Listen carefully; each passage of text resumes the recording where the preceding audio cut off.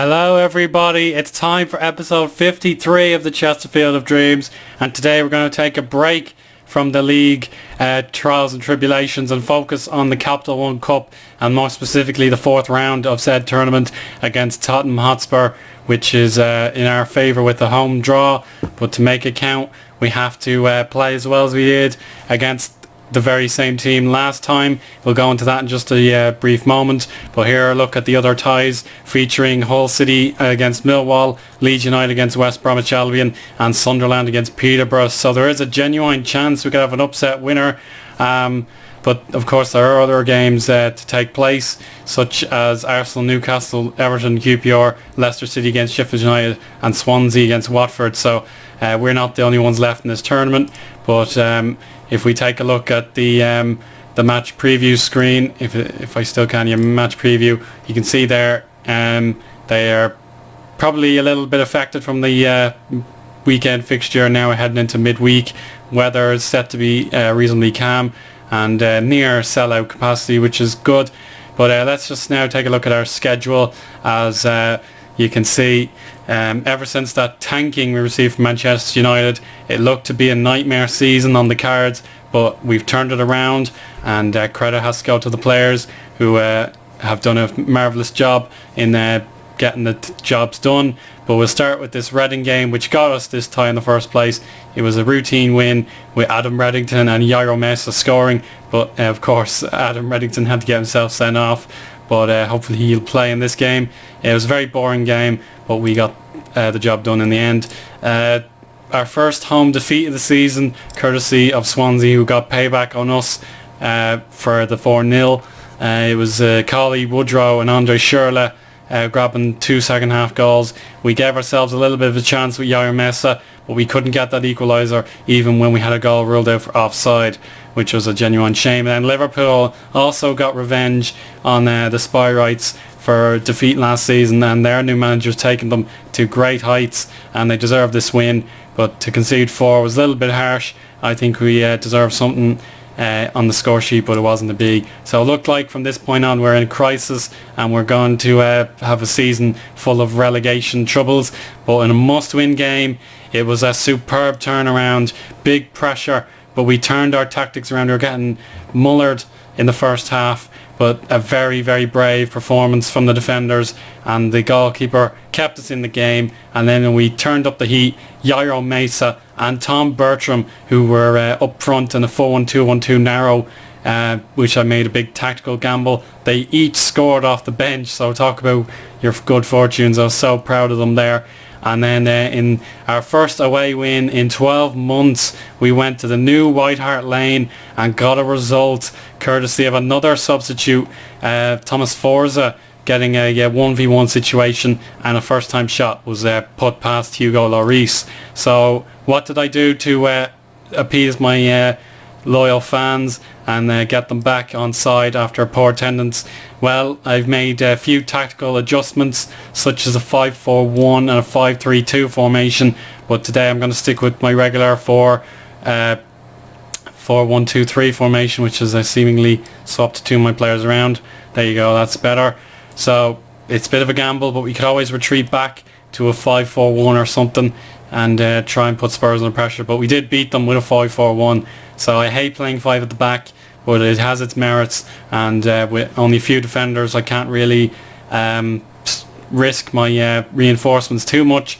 But 4-1-2-3 seems to be the right formation today with the home advantage. That's pretty much all I need to say about this. But the fact that we got that result against Spurs puts us in 12th in the league on 12 points with 4 wins and 5 defeats. Middlesbrough, Tottenham themselves and Aston Villa in the relegation zone, but it looks like a far more competitive season this time around, with Liverpool top, Man City second, Arsenal third, and Fulham, would you believe, they're 4th despite me beating them on the opening day. So that's remarkable stuff for the Cottagers, and Man United and Chelsea just lagging a little bit behind. But that's it for the league. It's now time for the Cup, and we'll be live coming this game in due course. I'll speak to you at the match screen. So here we are. Spurs are able to rotate their squad a little bit, but there are defenders that are not getting sufficient rest time. But the big threat is number 41, Alexandre Lacazette. and they have Mohamed El Yunusi and Diagne on the wings, so we can't really take this result for granted. We really have to give them a good performance. I've rotated my team with Henning, who's yet to score for the club. He's up front in the false 9. Wagstaff and Kenji Gorey on the wings. Lenihan and Sean Kavanagh are back in the squad, as they are a little bit out of form, but they get their chance. Reddington, of course, has a bit of forgiveness to he has to prove that he's not going to get sent off again today, and Trent Tafiopoulos will provide a bit of experience. Callum Powell, he's allowed to play today, but he may have to revert back into centre back position just in case I need to change my tactics. And Loftus-Cheek and Callum Cook get to play on the wing. So team talk, we are being given the favourites tag, which is interesting, but we'll have to prove that we can beat these guys not once but twice. And here we go. No more messing about. It's time for kick-off at the Don Valley Stadium. 17,000 packed and ready to watch at this big game. Both clubs would love to get a cup run going. An early goal for Sunderland. Not too much interest on my part. But again, a dreadful start to the game. No one really creating chances. But at least Chesterfield will hopefully keep these guys back. And unfortunately the first chance goes to Spurs, and Diagne hits the woodwork from a tight angle. Hard luck. And Tottenham creating some opportunities here. We're going to go control and structured, and it is Tottenham to attack again, and it's another corner. El Yunusi whipped in and it's cleared. Here's Sakai, good tackle, but Powell less so. He's given away a dangerous free kick.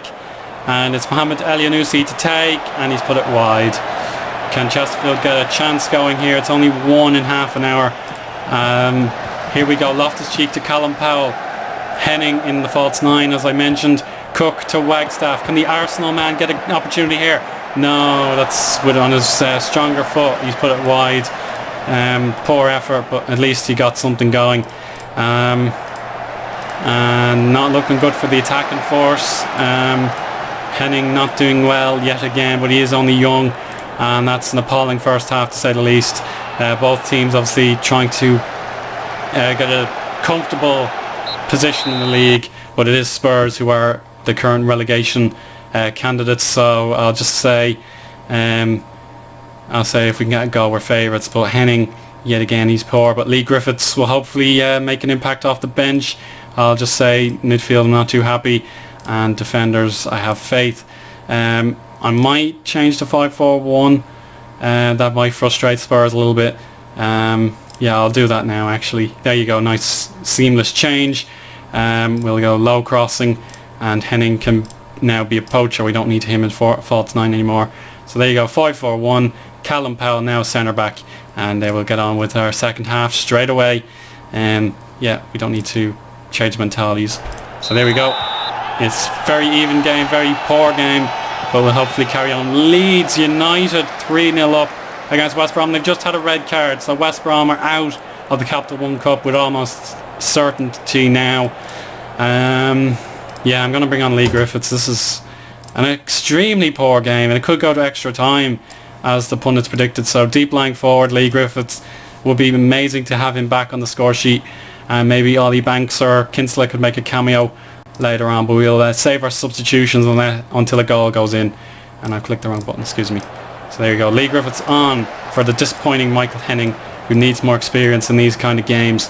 We're gonna, I think, well, this is absolutely bore fest, like a true bore fest. We're gonna go a little bit fluid and maybe hit some early crosses. It doesn't really matter where they go as long as they're hit into that danger area.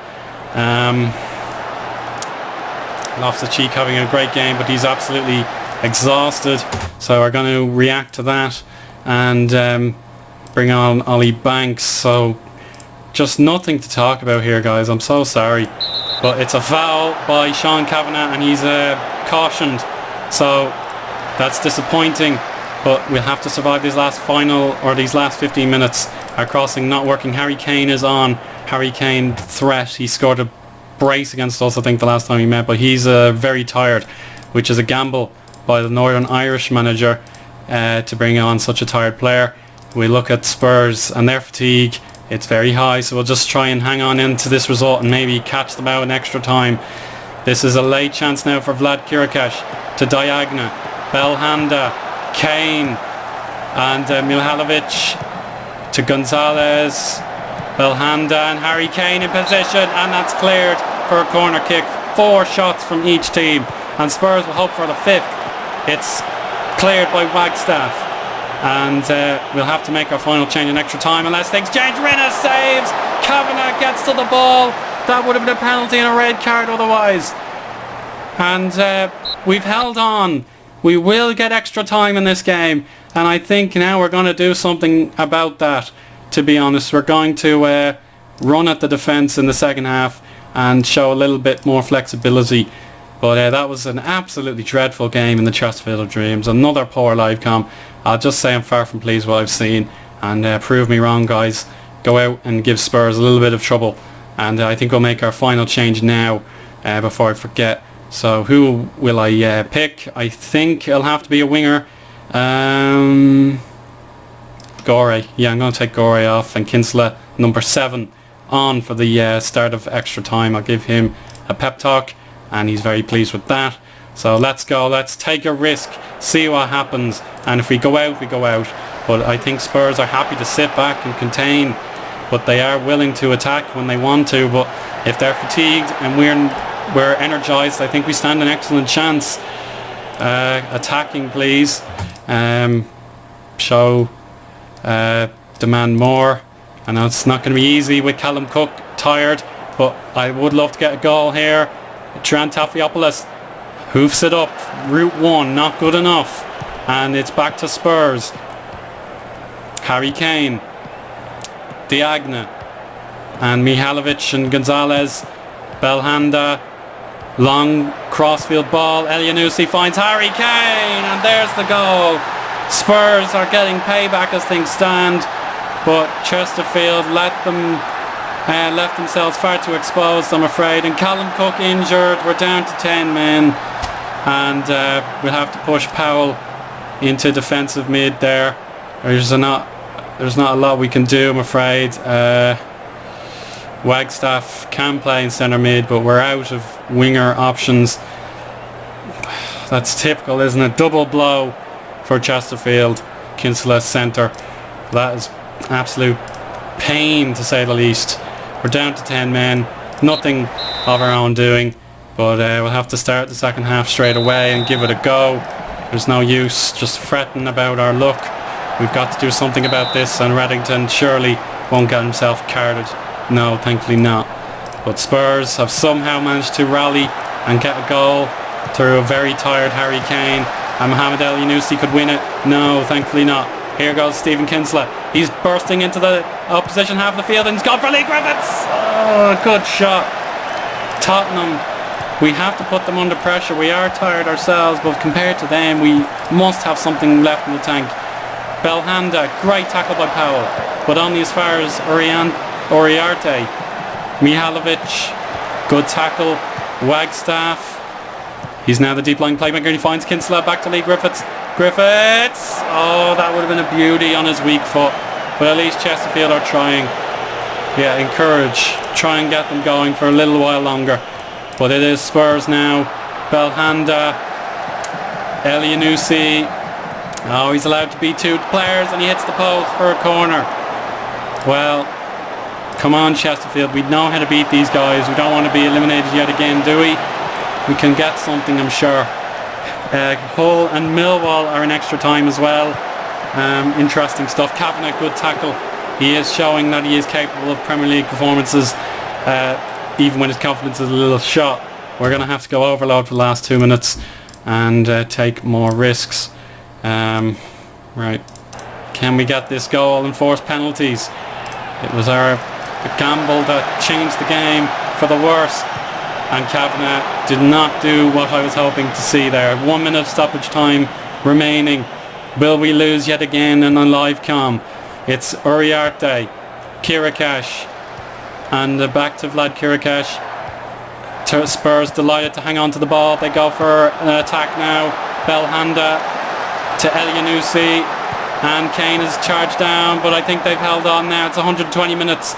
This is the final minute of additional time, the one and only, and Spurs are doing a good job hanging on for their possession. We've done well passing the ball. Reddington, there's no one there when we're down to 10 men, and Kavanagh barges into the opponent, so I think that's it. Spurs will hang on to the ball and take a quarter-final ticket with them, and Kinsella had no choice. It's over. Well, I think on the bright side, if you were given the opportunity to take 3 points from New White Hart Lane or advance in the cup, I would have taken those 3 points, and we got them. But I just have to say it's a little disappointing. We got screwed out of a chance for a fair game through that injury, which I made the wrong choice there. I probably should have taken off Callum Cook, but poor performances from certain players kind of made the difference. And I'd say the game is over. There's no point really moaning too much. It was even, but we didn't take our chances like Spurs did. But as I said, 3 points in the league were far more important to our progress, and we now have to travel to Lampard Park to play Chelsea. But I'm a little bit more confident heading into that game than I would have been last week anyway, but I doubt we'll win that. Then we have a huge game against Villa, probably the game I should have picked for a live com. Then more difficult games against Leicester after an international break, and then Watford and Middlesbrough as well. So 4 huge games after Chelsea, which will be a bit of fun, I suppose. But apart from that, guys, bad luck of course, but we'll move on. Yet again, we are eliminated from the cup. Goalless Griffiths and Henning are upset. Yeah, that's it, guys. We made a little bit of money, and we're well on our way to breaking the 50 million euros mark, which would be fantastic. But apart from that, Harry Kane is the hero for Spurs, and we'll speak to you guys very soon. Okay, bye.